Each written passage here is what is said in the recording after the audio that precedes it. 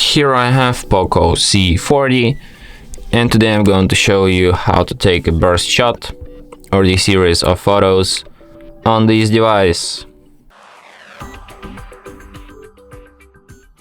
So firstly you have to open camera, and when you're just in normal photo mode, what you have to do is to swipe shutter button, just like swipe it right and hold it, and after that the burst shot will start. So let's try it out.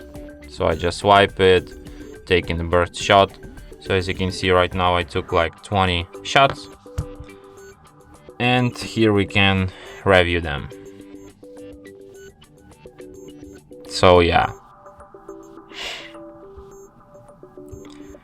And that's it.